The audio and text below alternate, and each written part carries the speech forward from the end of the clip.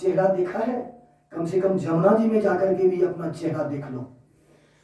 तुमसे ज्यादा सुंदर देखने में मेरे राजा है, मेरे राज्य के वासी हैं, यहाँ के प्रजा है, ये वस्त्र भला तुमको कैसे दे सकता हूँ? भगवान को आया गुस्सा, एक तमाचा जड़ दिया। तमाचा लगने की देर थी, सर धड़ से अलग हो गया। अब बोले कि ले लो मनचाहा वस्त्र। अब वस्त्र तो ले लिया, लेकिन किसी के हाथ जुड़ रहे हैं, किसी के पैजामा झाड़ू बुआरू दे रहा है। अब बोले कि गोविंद वस्त्र तो मिल गए, लेकिन ये तो उटपटांग का वस्त्र है। तो बोले चलो ये तो बाजारी है, मथुरा बाजार है, कहीं दर्जी ढूंढो। दर्जी का ही काम है छोटे को बड़ा करना और बड़े को छोटा करना, सीना। दर्जी, दर्जी का मतलब होता है दो को जो एक कर दे वही दर्जी है। यहां पर ये है कि ब्रह्म और जीव से जो मिला दे वही जीव रूपी दर्जी है, भक्ति है। तो भक्ति ही जीव को ब्रह्म से मिलाती है। तो दर्जी का काम करता है। देखो कोई दर्जी है तो उससे आग्रह करो। तो दर्जी तो ये देखा था, वो सुने थे कि ऐसा ऐसा अभी हुआ है।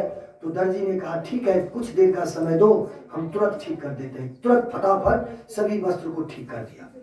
अब भगवान ने उसको आशीर्वाद दिया, बहुत आशीर्वाद दिया, और उसके बाद चले हैं। अब ये तो ग्वाल लोग बोलता है कि कन्वा अब तो सब चीज हो गया, लेकिन एक माला हो जाता, सभी आदमी एक एक माला पहन लेते तो कितना सुंदर होता। बोले ठीक है, उसके बाद तू और कुछ बोलेगा? बोले कि पहले माला तो हो जाए, बाद की बात छोड़ो, बाद की बात अभी नहीं, पहले माला हो जाए। तो श्री सुदामा नाम का माली वहां था, जो भगवान के परम भक्त थे। ये गोपाल जी की, लड्डू गोपाल की सेवा वो करता था, दोनों प्राणी बहुत प्रेम से। देखिए ये कथा बार बार आती है। विदुर जी भी लड्डू गोपाल की सेवा किया करते थे, दोनों प्राणी। तो जिस घर में लड्डू के गोपाल की सेवा प्रेम से होती है, कभी न कभी भगवान उस घर में दर्शन देते ही है।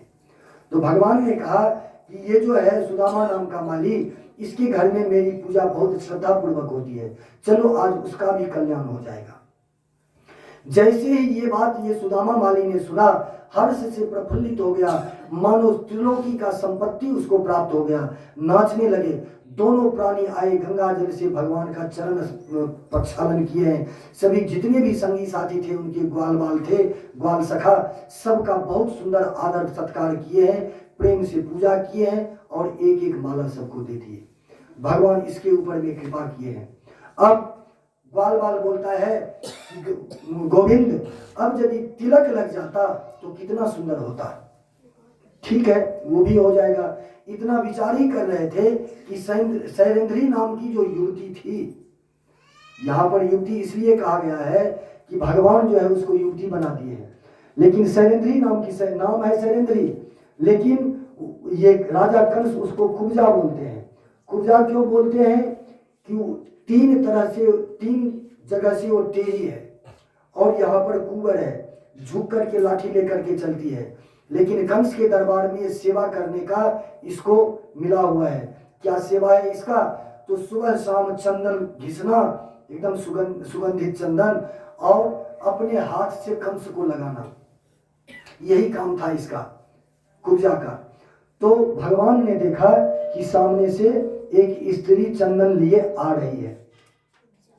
तो भगवान ने कहा कि इसमें सोचने की क्या बात है, देखो ये आ रही है, इससे बोलो कि चंदन दे, यदि नहीं देंगे तब हम तो हैं ही। तो गोपाल जैसे बोले, ये बाल गोपाल, इनके सखा जो थे, तो ये ऐसे नजर उठाई, कमर तो झुकी हुई है, नजर उठाई और बोले कि सबसे पहले मैं इसको लगाऊंगा, ये काना जो कनुआ जो है, पहले इसको लगाऊंगा। जैसे ही भगवान की तरफ नजर गई तो मानो कि समस्त पाप जितने भी थे इनके जन्म जन्मांतर के, जैसे ही दृष्टि पड़ी भगवान की, सारे पाप उसके दूर हो गए। अब भगवान तो प्रसन्न हो गए, भगवान के सामने आए, दोनों में कुछ वार्तालाप हुआ, और वार्तालाप होने के बाद इसको बोले भगवान को अपने हाथ से बोले कि आज से उसका अब सेवा बंद, आज से अब मैं तुम्हारी सेवा ही करूंगी। मैं सभी को चंदन लगाए हैं। चंदन लगाने के बाद अब भगवान ने क्या किया कि एक पैर उसके पैर पर रखा और अपने हाथ से ऐसे पकड़ के झटका मारे, और जैसे ही झटका हमारे दिव्य रूप में उसका कुंवर कहाँ गया, तेरा शरीर कहाँ गया, दिव्य रूप में वो आ गई, एकदम 16 वर्ष अवस्था वाली युवती। और अब ये आग्रह कर रही है कि प्रभु आप मेरे कुटिया में जरूर आना। ये भी आश्वासन दिए है कि अभी तो मैं जा रहा हूँ मामा जी की सेवा में, वहां से आऊंगा तब आपकी कुटिया में जरूर आऊंगा। आगे बढ़ते हैं। जितनी भी युवतियां थी यहाँ की, सबके मन में ये उत्कंठा है कि भगवान मुझे दर्शन दें। अब दर्शन दें कैसे? जो बूढ़े बूढ़े थे सब तो बैठे हुए थे, रास्ते पर थे, सब दर्शन कर रहे थे। अब जिसकी रही भावना, जैसी प्रभु ने देखी थी तैसी। जैसे रामावतार में भगवान जब जनक जी के दरबार में गए हैं और पुष्प वाटिका के लिए जब जाते हैं और आते हैं, वहां से जितने भी मिथिलानियां थीं सबके मन में ये जिज्ञासा हुई कि हम दर्शन करते, हमारे तरफ आते तो हम दर्शन करते। लेकिन सासू माँ लाठी लेके तैयार है, बैठी हुई है कि खबरदार हिलना नहीं है। तो उस ऐसे ही है यहाँ की भी व्यवस्था। सासू माँ लाठी लेके, डंडा लेके खड़ी है कि कहीं जाना नहीं है, महल से निकलना नहीं है। अब ये लोग सोच रही है कि कैसे दर्शन करूं, और भगवान दोनों भाई चल रहे हैं गली में सबको आनंदित करते हुए। एक जो थी उसके मन में आया ये बात कि चलो पुष्प तोड़ लेते हैं, और पुष्प जो नीचे ऊपर से गिराएंगे तो भगवान ऊपर देखेंगे कि ऊपर से कुछ गिर रहा है। जैसे ही ऊपर देखेंगे तो भगवान के मुखारविंद का दर्शन जरूर हो जाएगा। ऐसा ही किया, सब आनंदित हो रहे हैं। अब धीरे धीरे पहुंच गए भगवान उस सभा में जहां पर धनुष यज्ञ का आयोजन किया गया है। वहां देखते हैं तरह तरह के आसन लगे हुए हैं। एक बीच में आसन ऊपर में, बहुत ऊपर में लगा हुआ है, जो कंस का आसन है, उस पर कंस विराजमान है।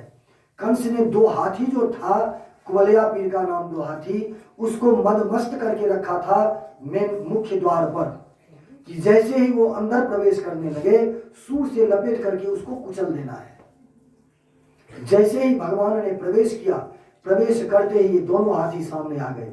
दोनों भाई दोनों हाथी को पकड़ के और उसका दांत उखाड़ लिया और उसको पूंछ पकड़ के घुमा करके फेंक दिया, ऐसे मानो जैसे एक बच्चा एक गेंद को फेंकता हो।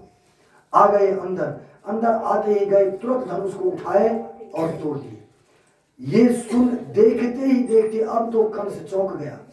कंस को ये बता दिया गया था, उसने पूछा था शिव जी से कि जो इस धनुष को तोड़ेगा वो तुम्हें छोड़ेगा नहीं, वही तुमको मारेगा। तो ये यही देखना चाहता था कि कृष्ण बलराम यदि मेरा शत्रु है ही तो देखें वास्तव में वही यही दोनों शत्रु है। यदि धनुष टूट जाए तब हम समझ जाएंगे कि इसी के हाथ से मृत्यु होगी, और तब हम और उपाय करेंगे। तब जाकर के ये जो सल, तोसल, मुष्टिक और चाणूर, 4 जो पहलवान थे, चारों पहलवान आते हैं और एक ही साथ लड़ने लगते हैं। अब इसमें जितनी भी युवतियां थी सभी बैठे हुए हैं, बच्चे भी हैं, वृद्ध भी हैं, बाल्यावस्था के लोग भी हैं, युवतियां भी हैं। सभी सोच रहे हैं कि देखो, अब युवतियां देख रही हैं, माताएं जितने हैं सब देख रही हैं बाल रूप में कि मेरा बच्चा जैसा है, ये कैसे लड़ेगा इस पहलवान से। और जितने बूढ़े हैं वो भी देख रहे हैं कि युवावस्था को तो है लेकिन कैसे संभल पाएगा, कैसे लड़ पाएगा ये दोनों बच्चा। और जो उसमें वीर था, जैसे ये वीर सब था, मल्ल था, पहलवान था, सब देख रहे हैं कि हमसे भी ज्यादा पहलवान ये है। तो जिसकी जैसी दृष्टि थी, जिस दृष्टि से देखना चाहे, भगवान ने सबको दर्शन दिया है। तब जाकर के चारों पहलवान आया, चारों में से 2-2 करके बांट लिया भगवान ने। बोले बलराम भैया तुम इसको संभालो, हम इसको संभालते हैं। सल, तोसल, मुष्टिक और चाणूर। तो चाणूर और सल को भगवान ने मारा, तोसल और मुष्टिक को बलराम ने मारा। दे मुष्टिका मार मार के वहीं पर चूर्ण बना दिया, मानो मिट्टी में मिला दिया। अब तो कंस भय से कांपने लगा कि अब तो मेरी ही बारी है। अब वो जब तक भगवान उसके तरफ बढ़ने लगे, सोचा कि इधर ही आ रहा है, कंस मंच से छलांग लगाई।